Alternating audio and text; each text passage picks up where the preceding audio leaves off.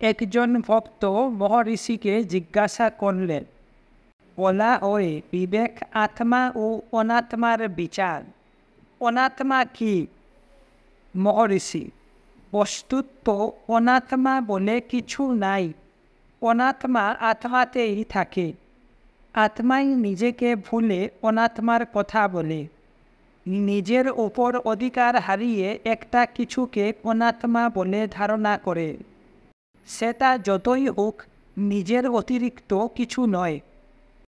যে আমিটা উঠে সেটাও মিলিয়ে যায়। সেটা ব্যক্তিগত আমি বা আমি চিন্তা। যেটা জাগে না সেটা মিলিয়ে যাবে না। এটা আছে আর চিরকাল থাকবে।